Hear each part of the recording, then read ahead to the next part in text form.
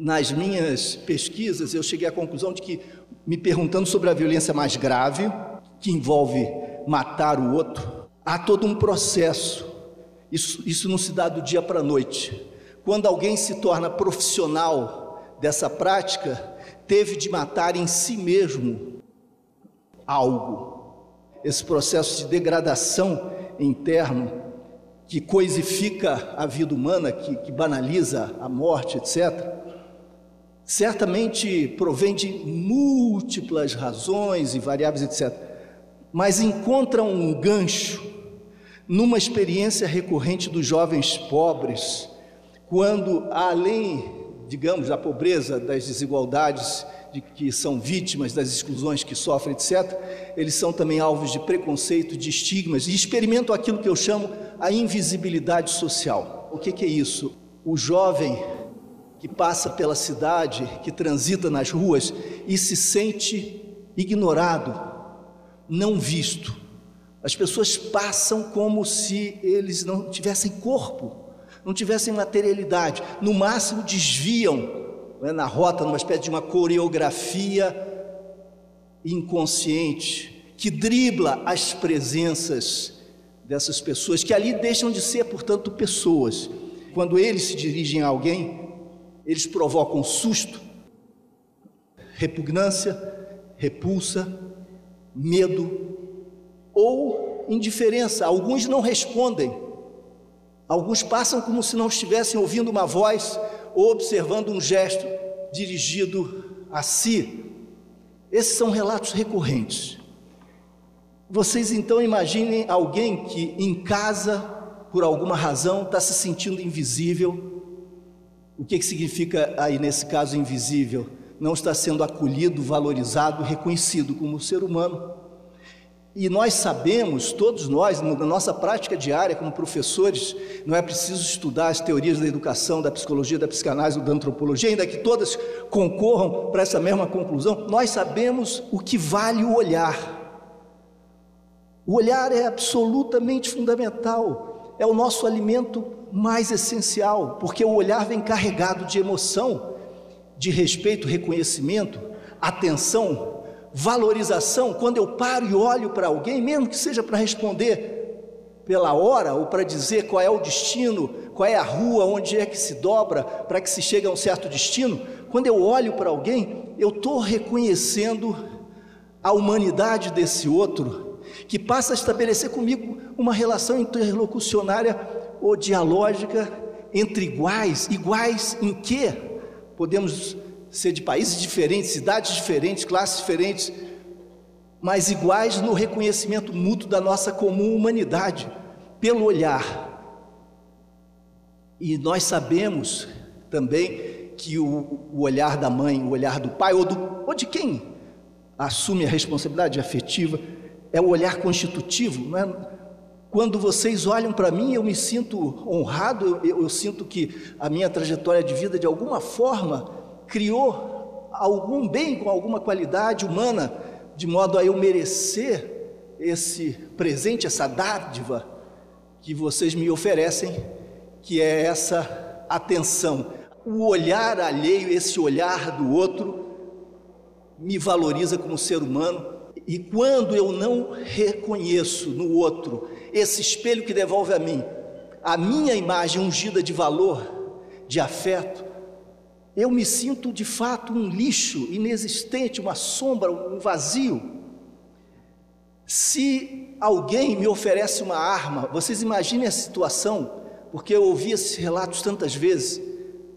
Não pensem no criminoso monstruoso, onipotente, arrogante, que aponta a arma para o outro lá de cima da sua supremacia vertiginosa e autoritária. Imaginem o primeiro ensaio geral para a violência, para essa violência armada letal, esse primeiro movimento em que um jovem, muito jovem, aos 12 anos, 13 anos, segura uma arma, pela primeira vez, fazendo esse exercício de senti-la e de apontá-la para alguém. Imaginem que isso algum dia foi feito pela primeira vez por alguém, relativamente a alguém.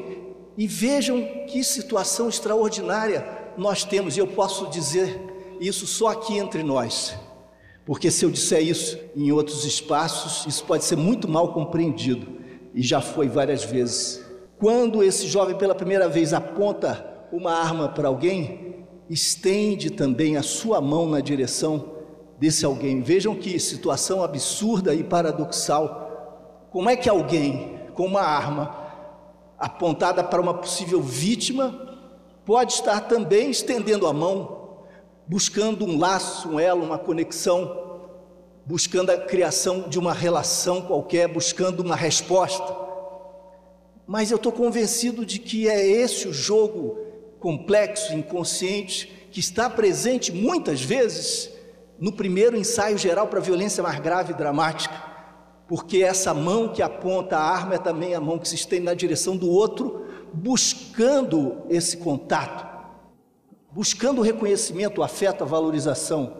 É um clamor que esse menino ou essa menina lançam para nós do outro lado do abismo, do umbral em que nós estamos, não lá do alto, como eu dizia, da sua onipotência feroz, mas lá do fundo da sua impotência, né, da sua degradada autoestima, do seu desamor por si mesmo, lá do fundo do seu desespero, da sua desesperança.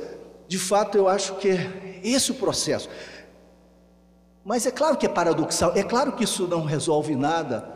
Não é assim que esse menino vai colher do outro valorização e reconhecimento. Assim, o que ele faz, e isso o ilude até levá-lo à morte rapidamente, em poucos anos, o que o ilude é a sensação de poder que subitamente substitui a fome por afeto, valorização e reconhecimento, porque naquele momento ele que não existia, que era esse ser invisível, se afirma, ganha corpo, materialidade, presença, é como se ele ali se construísse até ontologicamente, quer dizer, como um ser, porque ali ele é opaco, ali não é possível atravessá-lo sem reconhecê-lo. Isso é terrível, porque se instala então um circuito vicioso, porque isso vai gerar mais animosidade, mais medo, mais repugnância.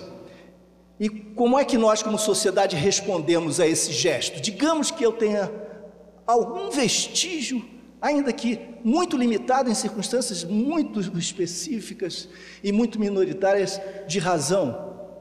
Isso significaria que a nossa resposta como sociedade, ao invés de ouvir, acolher esse clamor, de dar significado humano a esse clamor, e de dizer, não, você existe, é um ser humano, merece reconhecimento e valor. Não é assim, entretanto, que se o conquista, não é assim que se constroem relações.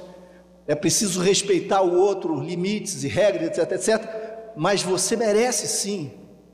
E nós vamos ouvir o seu grito de alguma maneira e estabelecer com você um diálogo nesse plano. Não, nós o condenamos a frequentar um simulacro do cárcere. Muitas vezes, eu sei que há esforços notáveis e meritórios em muitos estados, muitos locais no Brasil, com muitos funcionários devotados que tentam redefinir esses espaços, mas nós sabemos que frequentemente esses espaços chamados socioeducativos são simulacros de cárceres, são sucursais do inferno e da prisão. E quando a prisão é suja, anti-higiênica, viola os direitos mais elementares, a mensagem que a prisão ou que essas instituições passam, repito, não estou me referindo a todas elas, né, mas ao que dá o tom no Brasil, a mensagem é: você não vale nada. Se isso aqui é uma lixeira, você pode deduzir muito bem, é porque você é o lixo. Essa é a leitura natural que se faz na sociologia de tradição fenomenológica. Se usa uma expressão muito pretensiosa, estrutura de plausibilidade, mas que nesse caso se aplica. Nós estamos criando uma estrutura que torna plausível, verossímil, uma estrutura externa, institucional, um cenário também, que emitem mensagens convergentes, confirmando as suspeitas desse menino inseguro sobre si mesmo. Você realmente não vale nada, por isso você está aqui. E esse menino começa a assimilar essa mensagem do meio, da instituição, identificando-se de fora para dentro com essa imagem negativa e violenta e acaba realizando a profecia e a cumprindo essa profecia negativa que nós fazemos pela mediação das instituições e das nossas políticas equivocadas e irracionais. E o destino desse menino é construído por nós, pelas nossas expectativas armadas de instituições e procedimentos que o desqualificam. Esse destino é um destino negativo que confirma as piores expectativas. Então alguém dirá: não falei? Ele não ia a lugar nenhum, ele não dava nada mesmo, ele não muda, ele é isso mesmo, desde que nasceu. Ele é essencialmente, naturalmente, um criminoso violento. Não há nenhuma predestinação nesse caso. Nós e nossas expectativas fizemos com que essa profecia cética se autocumprisse, se autorrealizasse pela mediação das nossas políticas e das instituições. Nós geramos essa consequência, produzimos esse destino. Eu acho que a leitura correta, se existe alguma base, porque eu lhes digo, a leitura correta não deve ser, então vamos aplaudir, vamos aceitar a violência, a brutalidade dos jovens como linguagem de autoafirmação. Não, de modo algum. Eu disse, essa não é uma saída, não é uma solução, não é positiva e construtiva para ninguém, muito menos para eles. Mas para dizer a eles que não é esse o caminho, é preciso estabelecer com eles uma relação. Eles enquanto seres humanos e pessoas, e não entes invisíveis. Além da invisibilidade, há o preconceito e o estigma, porque nós podemos não ver alguém, não percebendo a sua presença, ou projetando sobre elas, sobre essa pessoa, alguma imagem que nós tenhamos formado na nossa mente. Um preconceito, um estigma é uma imagem nossa, não é o retrato da pessoa. E quando nós projetamos sobre essa pessoa a imagem que nós criamos em nós continuamos apagando a singularidade desse ser humano, dessa pessoa. Nós continuamos não vendo, negando essa presença, negando a humanidade desse ser que está diante de nós.